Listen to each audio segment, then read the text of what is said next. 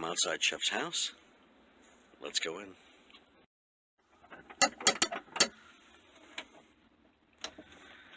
And here's the man himself. What's up, man? How are you?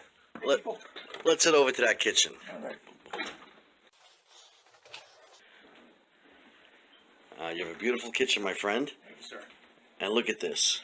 No kitchen is well stocked without some of Butch's bitchin' hot sauce. And I didn't plant that there. You actually have it there, yeah.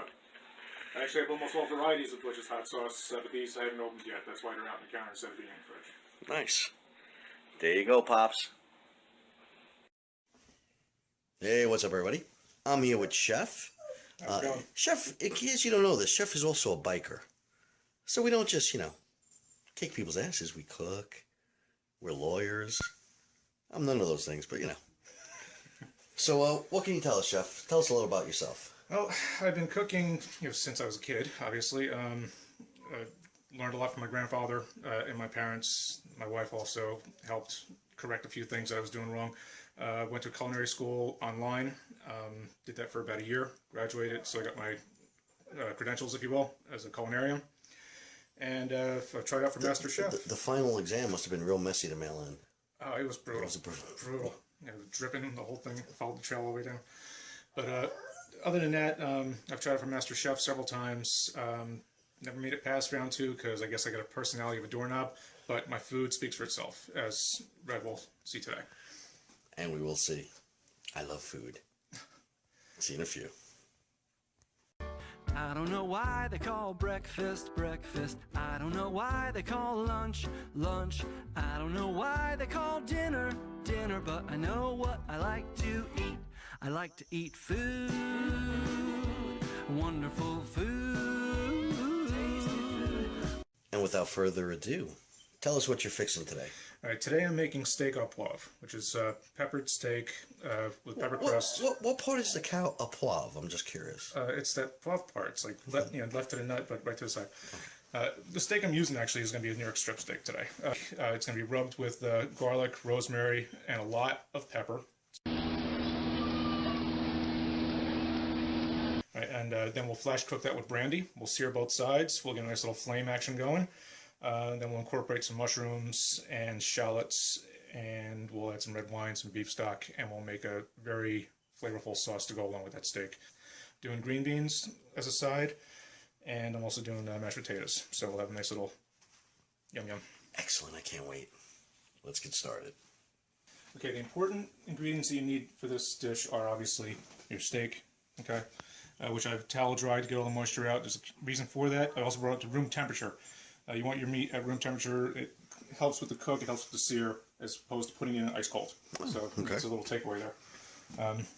Now, I have some parsley that I'll incorporate into the brandy sauce after the fact, but I'm going to be rubbing the meat.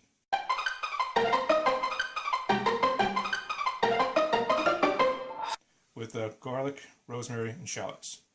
Alright, we're going to get that incorporated in on both sides, and then we're going to add salt and pepper, a lot of coarse pepper. And that will begin the searing process. Whatever's left over in the pan, that gets deglazed with your brandy, and then it's a firework light show. The most important ingredient to have on hand, just so you know, while you're cooking this meal, are some drinks. Absolutely. And we'll explain why later. Right, step 1, if you're doing mashed potatoes, get them on first. All right, so I already have my potatoes in the pot here. I'm going to cook them down for 15, 20 minutes, 25 minutes the most. When it slides off the fork, that's a test too. When you take a fork, put it into your cubed potatoes, if it comes up and it slides right off, they're done. And then it's just going there to make your mashed potatoes. But I want to get that ahead so I can start everything else and tie it together.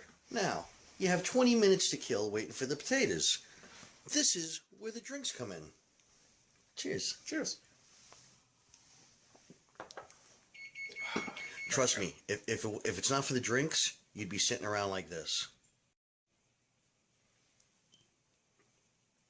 Step 2, tenderize your meat.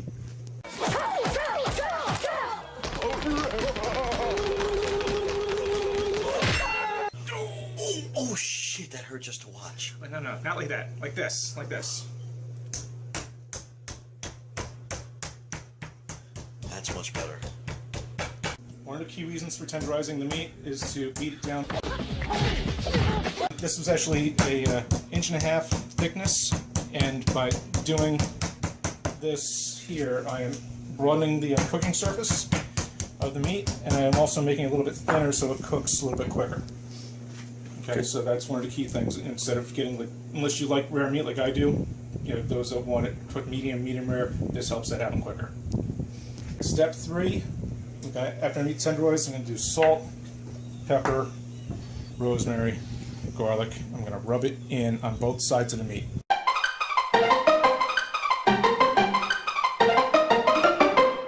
So this way the flavor gets impacted inside.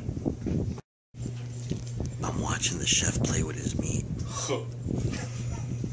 When it's done, it should be like this. Reminder, be generous with the pepper, okay, because it's called steak au poivre for that reason. It's steak with a pepper hint, right? You want that crust. All right, so I'm actually going to add a little more. You're not doing this to burn up somebody's mouth. You're doing this just to get that peppery flavor. It works well off of brandy and cognac. It's ridiculous. That's right. You want to burn up somebody's mouth? You hit him with Butch's Bitchin' Hot Sauce. I love it. I love it. I'm a shameless plug whore. Man. All right, now that you've pounded your meat and rubbed one out, Yes. what's the next step? I sit back, relax with my thoughts. Actually, now I got my cast iron pan here. I got it on medium heat. A little bit of grapeseed oil, and we're going to do these steaks individually. So I'm going to sear one. That's what you want to hear. That's music to my ears. We'll just take 3 minutes aside, medium-high heat. Okay. As you see, there's a little bit of caramelization on the outside here. Right. Brown is flavor. The garlic is starting to get brown. So now here's where the fire comes in. Okay. I got my 1/4 cup of brandy. I'm going to add this in, and we will fire it. Oh Lord Jesus, it's a fire. Keep that away from everything else that's going to be flammable. So just let it cook down. Let it cook down. We'll do it.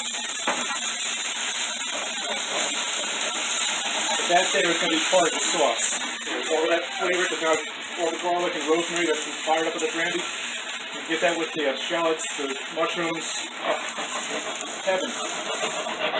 Alright, first steak is seared and has been flambéed with the cognac. What do you do while you're waiting? Drink. Have a drink. Steak number 2, fire in the hole.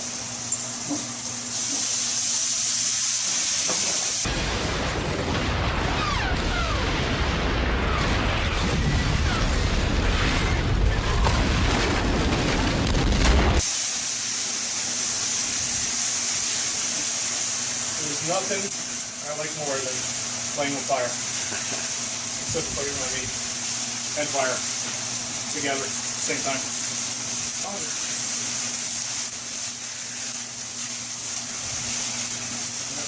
That's what you want, man. Alright, so yeah, both steaks have been seared and they've been flambéed. Oh! Oh, yes! Yes! Oh, hang on a second.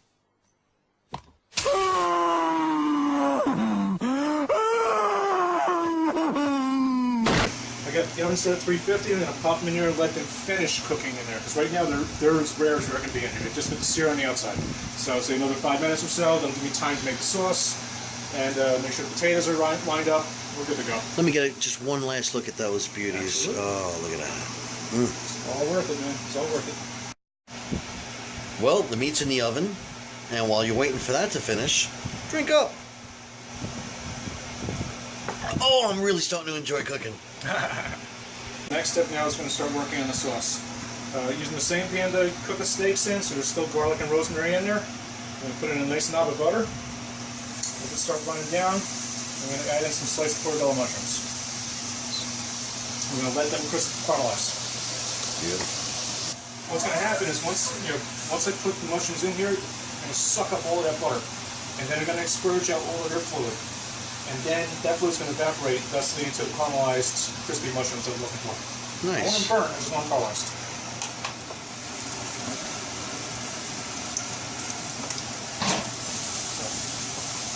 I don't know, Red, I think it's time for another drink while these do their thing.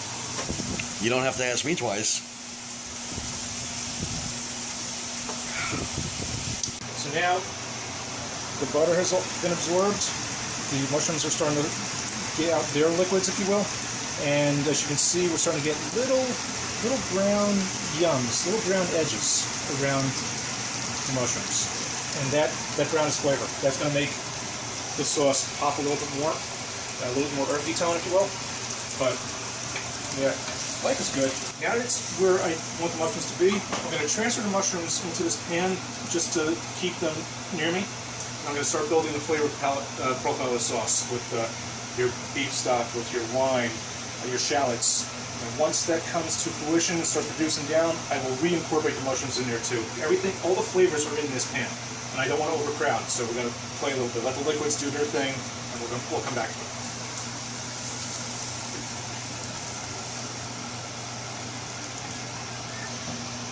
In this pan I have my green beans, butter, salt, pepper, and some microplaned garlic. I just grated it down and threw it right in there.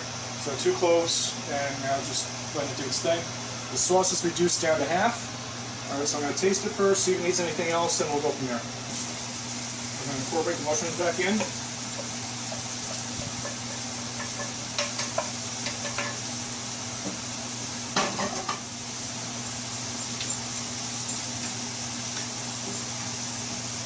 I like this deep ruby color,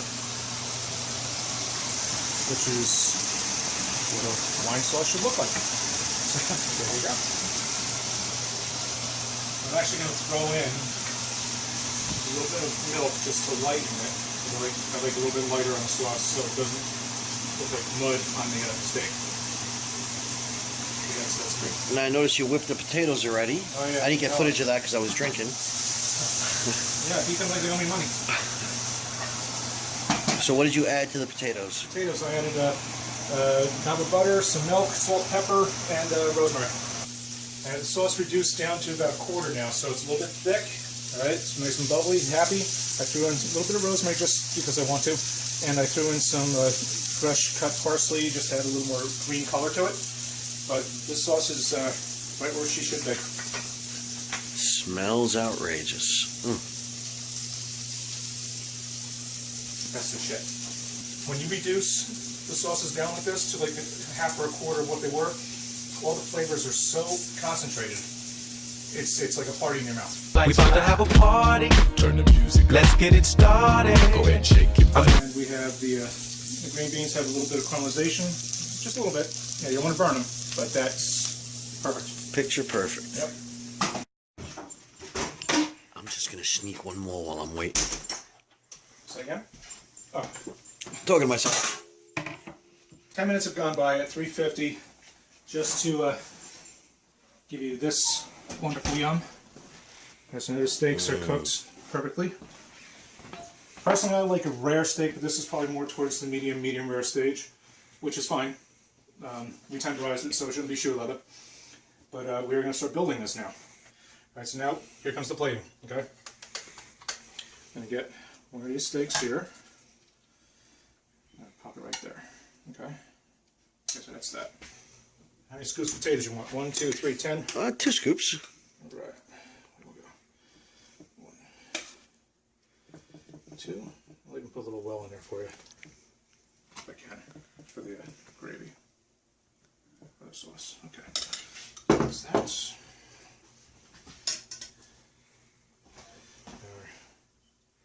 Our nice crispy seared green beans. There you go, boom. Alright. Mushroom wine sauce, even as it rested, it reduced a little bit more, so this is... You have no idea. You have no idea.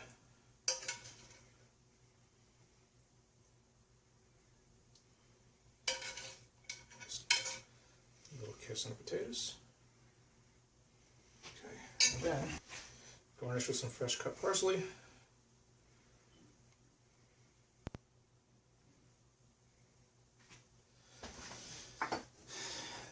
There you have it. A steak au poivre. Voila. You don't have to be a chef in a restaurant to cook a great meal. You can be a chef at home and you can have a 5-star meal with friends.